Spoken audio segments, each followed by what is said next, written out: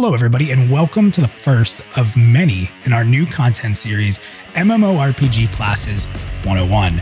My name is Minus and I will be in charge of reviewing and discussing rogue classes across MMORPG landscapes. Now before we dig into Guild Wars 2 Thief, I wanted to be sure to discuss what's important to me when looking at a rogue. First, a rogue must have a few core components that I find personally very important. That includes strong stealth play, strong utility, poisons, and of course, strong dagger play. Now, it doesn't mean a rogue class can't be good without these, but these are the things that I feel vital to playing like a rogue, and will have an impact on the overall grade that each game's implementations receive. As we're looking to play every MMORPG we can get our hands on in this series, today we start with Guild Wars 2. Now, it's important to remember, we're not necessarily grading the game itself, the classes that we love. Of course, the game will have an impact on the design, but we're really focused in on just the class itself. So with that said, let the class begin. The most important lesson is it's not a rogue if it doesn't use daggers. Remember, wizards, when it comes to fireballs, size does matter. Alright class, settle down. It's time to learn to die like a ranger. Jimmy, get the glue out of your mouth. Today we're going to be talking about the eternal honor of the Paladin. Attention class, please be seated. Let's start with Lesson 1, which I'm going to call the class overview. So first, what I'd like to do is give an official description of the Thief class as provided by Guild Wars 2. It says here that the Thief is an expert at stealth and surprise. Thieves move through the shadows, vanish into thin air, or steal items from their opponents and use them as weapons. Thieves practice an agile, acrobatic fighting style, which makes them very hard to hit. Now, after spending some time on the class over the last 2 weeks, I would agree with the surprise, but overall, the stealth implementation is kind of weak. Stealing items is a cool ability, which results in a unique ability that activates as a result, depending on what you steal. And sometimes these can be cool, but for the most part, I didn't really find it to be a fun ability to use.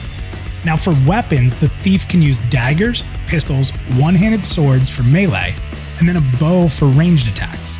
Now, Guild Wars does have a rather silly underwater combat system, and we're honestly just going to avoid talking about that altogether.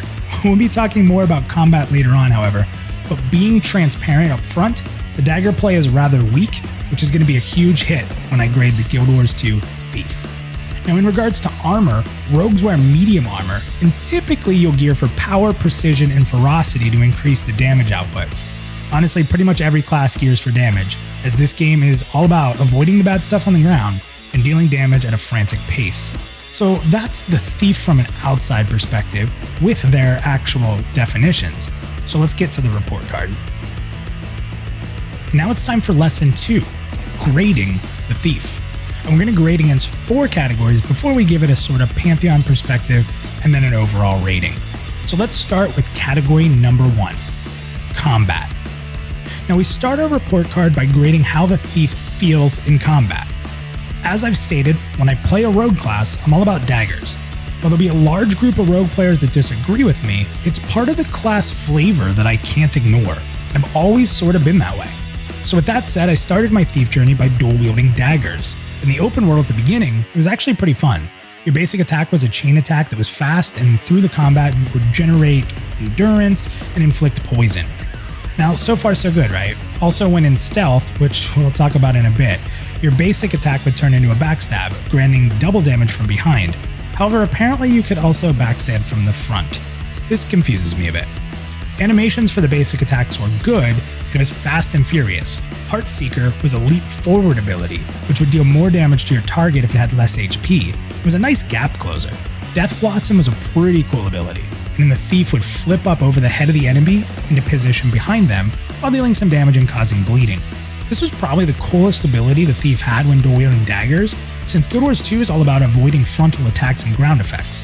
Now finally there's the Dagger Throw, which causes cripple to an enemy, and an odd attack called Cloak and Dagger, which you would attack an enemy, make them vulnerable, and it would put you into stealth for a very short duration.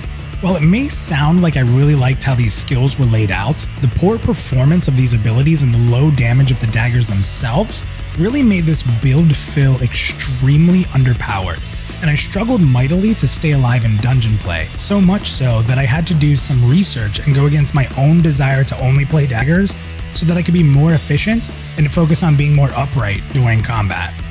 The research led me to going to main hand sword and offhand pistol. You can imagine how I felt as a rogue with not a single dagger in my hands. Feels bad, man. So swapping over to this new weapon set gave me a new set of combat abilities. I had a much slower but higher damage basic attack consisting of a chain of 3 abilities which would cripple my target. My second ability, Infiltrator's Strike, was extremely useful and acted as a teleport to the target, as well as a teleport back to the location which I started. For rogue fans out there, this is often referred to as a shadow step. This ability helped me a lot as it got me out of trouble and also into combat quickly. Next up was a very heavy damaging ability that comboed with my offhand pistol called Pistol Whip. This ability hit an enemy with my pistol, stunning them, and then followed up with a slash of attacks from my sword. This was usually the biggest damage output, and I would build up with my resources to mainly spend it on this attack. Finally, my last 2 abilities were due to my offhand pistol. The first was Headshot, which dazed an enemy from a distance, and Black Powder, which fired a shot blinding the target and nearby enemies with smoke. Black Powder was an incredibly useful ability to lower the damage taken by my teammates and I was using it quite a bit during difficult encounters. So with that said, where would I put the combat side of being a thief? First, it drops immediately because of the poor dagger layout. Furthermore, the class is shown in most images with daggers, and it is simply underpowered and provides little survivability in a game with no healer and there's a lot of chaotic damage.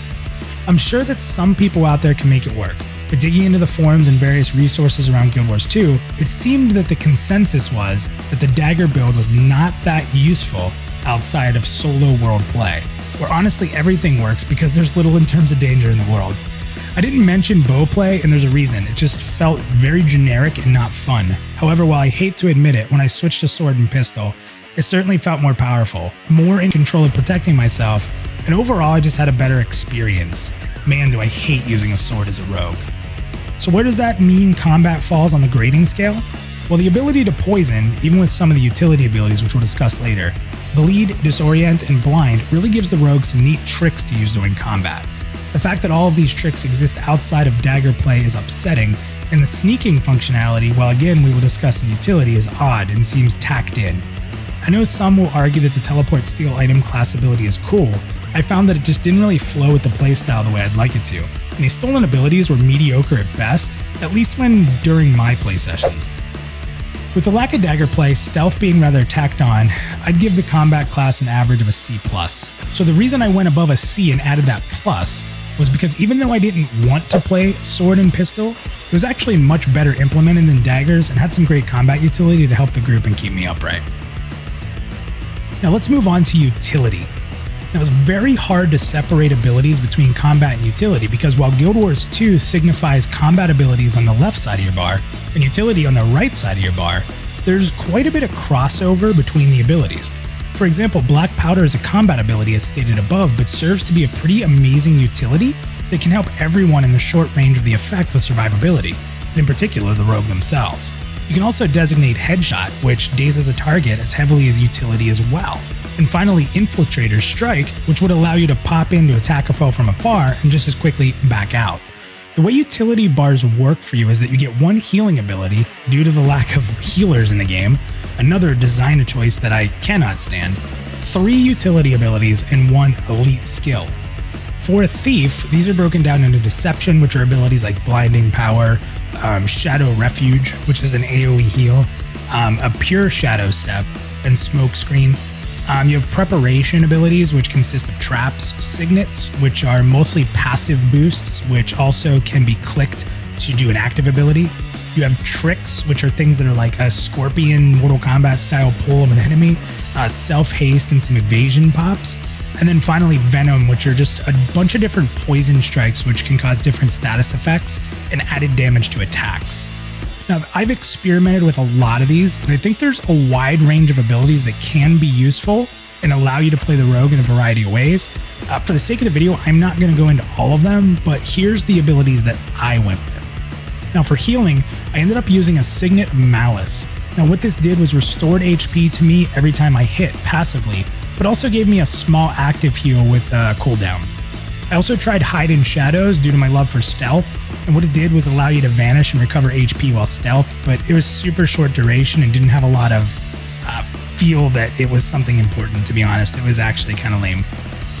So for my utility abilities, I think Smokescreen is an absolute must, as it blinded enemies, making them miss attacks in an area, but also stop projectiles in the area. It was a wide range, and it was vital for staying alive as a thief, but it also helped my group. The next thing I selected was Prepare Pitfall, which was a trap. It was set on the ground, and after a few seconds you could then activate it. This was all done manually. It knocked enemies down for a bit of control, but did a significant amount of damage during the duration. This is great for keeping enemies in place for a big group AoE attack, but also kept people safe while enemies were locked down. The final utility I selected was Infiltrator's Signet, which helped me gain initiative faster so that I could be more spammy with my main attack Pistol Whip, or use it to ensure to keep black powder down for more difficult fights. Finally, I selected Basilisk Venom. This was my elite skill, which made my attacks unblockable and then turned an enemy to stone for a short period of time. Now, overall I like these abilities a lot, but sadly Basilisk Venom really didn't work on bosses, but it was really helpful on dangerous enemies that we encountered along the way. For the sake of time, I'm not going to go through the rest, but I found this to be the most impactful loadout of survival, helping the group, and keeping my attack up. In regards to grading utility, I'd have to give it a solid B. While at first started playing, I didn't really understand the impact these abilities had, and the more and more I read and played, and built out into this sword and pistol build, I realized that a lot of control between my attacks and utility had good synergy. I was able to help the group quite frequently and during our study session, and more so felt in control of the results being put out, much more than I did with daggers. The reasons I can't rate this any higher is because stealth play is nearly non-existent, at least in this build, and even with daggers, again, it felt like it was tacked on. Now let's talk about the pace of play. Well, everything in Guild Wars is hyper fast, and that means this class, as well as everybody else, plays this way. The dagger build was insanely fast and also felt dangerous. Going into attack with daggers was wickedly quick, but also you would die really fast for just simple mistakes.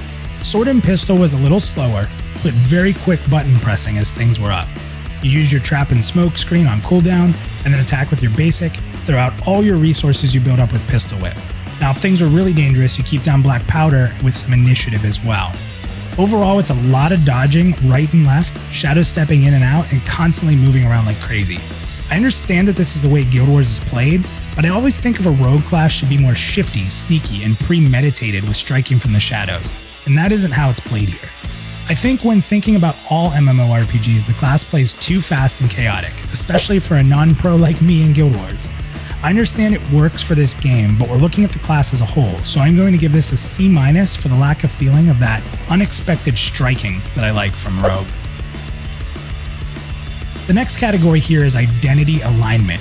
Now this category is pure personal preference and aligns with this theory of, is this how I envision my class? The dagger loadout being weak hurts this category. It's a big negative. The lack of real stealth mechanics also bother me greatly, as these are two things I can't have in my beliefs for what a rogue should be. Hell, backstab wasn't really even its own ability and it felt weak. While those are knocks against the rogue, or thief as they call it, and big ones for me, I'd say that the trap utilities, deception utilities, and some of the sword and pistol combat felt really good.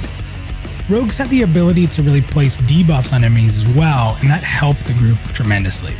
Anything from cripple to poison to blind to stun were all part of the arsenal, and I like that a lot. The rogue's utility is a strong part for the most, but the lack of stealth and poor dagger play hurts it badly for me. It's also a bit too fast and a lot less calculated than I'd like it to be. I'll give its identity alignment a C-, which is primarily pulled up due to the utility. Oh, by the way, rogues should never heal. So the next segment here is us talking about the Pantheon perspective, and then giving an overall grade. So what can Pantheon learn from how the Thief class of Guild Wars is designed? Well, let's be honest with ourselves. It's very difficult to look at this extremely rapid-paced action combat MMORPG, which doesn't have healers or tanks, and try to relate it to Pantheon at all. Due to this, there's obviously a lot that Pantheon should avoid, and will strictly because of just how the game plays. We've seen some strong utility for rogues already in Pantheon, but Guild Wars does a great job with its various poison abilities. I also like the option of some passive abilities with the capability of a clickable cooldown, active ability attached. I also think the resource gain was fair.